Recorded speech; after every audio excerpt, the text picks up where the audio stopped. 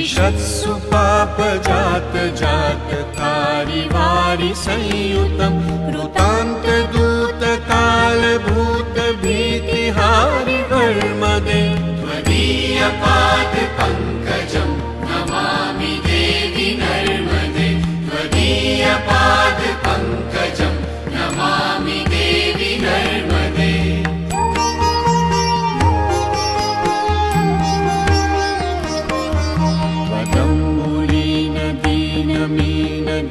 संप्रदायकं कलौमलौघभारहारि सर्वतीर्थनायकं सुमच्छकच्छ नक्रचक्रवाकचक्रशर्मदे त्वदीय पाद पंकजं नमामि देवि नर्मदे त्वदीय पाद पंकजं नमामि देवि नर्मदे।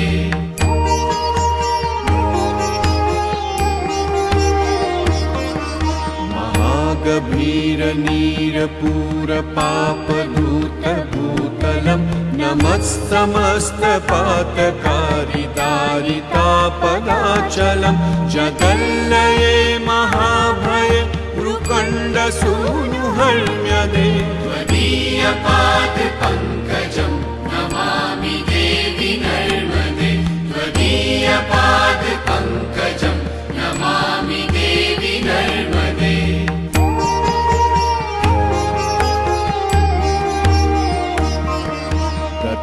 तदैव मे भयं त्वदम्बुवीक्षितं यदा मृकण्डसूनुशौनकासुरारिसेवितं सदा पुनर्भवाब्धि जन्मजं भवाब्धि दुःखवर्मदे त्वदीय पाद पंकजं नमामि देवि नर्मदे त्वदीय पाद पंकजं नमामि देवि नर्मदे।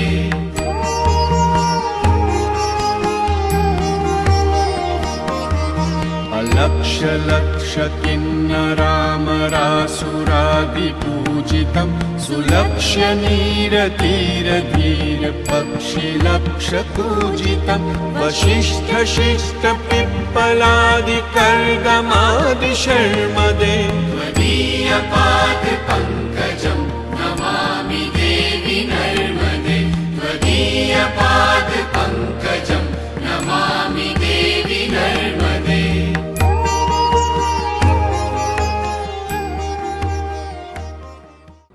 मां नर्मदा का पूजन अर्चन कर रहे हैं और मां हम सब की मनोकामनाएं पूर्ण करती है। मत्स्य और मगरमच्छ ये मां की सवारियां हैं। थोड़ी बहुत यात्रा करनी होती है, छोटी कार है, मछलियां हैं और बड़ी जगह को तो मगरमच्छ है। इस पर चढ़ करके मां यात्रा करती है, लेकिन दुर्भाग्य है कि हम उनको भी नहीं बचा सके। पदा के चरणों में प्रणाम करता हुआ संतों के प्रति नमन करता हुआ वाणी को विराऊंगा। दरस परस अरुमज्जन पाना पाप हरहि कह वेद पुराणा। भारतीय सरिताओं की महिमा इन 4 बिंदुओं में है। यदि आप इनका दर्शन कर रहे हैं तो आपके पापों का प्रक्षालन हो रहा है। अगर आप निकट आकर के इनका स्पर्श कर रहे हैं तो भी पापों का प्रक्षालन हो रहा है। अगर आप इनका पान कर रहे हैं, सेवन कर रहे हैं, आपो हिष्टा मयो भुवा तान ऊर्जे ददात महेरणाय चक्षुषे योवा शिव तमो रसः तस्य भाजयते हनः उसतिरिव मातरः तस्मा अरंग मामव यस्य क्षयाय जिनवत आपो जन यथा चना। इन मंत्रों को बोलकर और आप अपने ऊपर मार्जन कर रहे हैं और अपवित्रः पवित्रो वा सर्वावस्थांगतोपि वा यह स्मरेत पुंडरीकाक्षम सबाह्याभ्यंतर शुचि। हमारा बाह्य और आभ्यंतर दोनों नर्मदा मैया के स्पर्श से, पान से शुद्ध होता है। और अंत में मज्जन है, इच्छा हो तो लगा लो गोता, गोता लगा के भी आप आ सकते हैं। लेकिन मैं ऐसा कहता हूँ कि वर्तमान युग में हमको केवल दरस ही करना चाहिए। स्पर्श करने में हम जितनी बीमारियां इसमें फैला देते हैं। और महाराज जी ने एक बड़ी अच्छी बात कही, हम इनके आंतरिक मूल्य को कभी चुनौती नहीं दे सकते। भारत की सरिताओं का जो आंतरिक गुण है वही उनका मूल्य है और वही हम सबके लिए जीवन मूल्य है। हम उनकी पावनता को कभी कोई चुनौती दे नहीं सकते।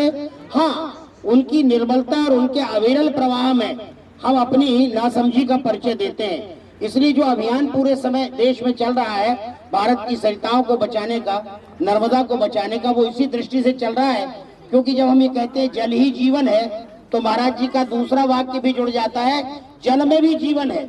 इस जल के अस्तित्व की रक्षा के लिए प्रकृति माता ने इनके अंदर 9 लाख प्रकार के जंतुओं को दे दिया है। बढ़िया लड्डू बनाए और माता को भोग लगाए।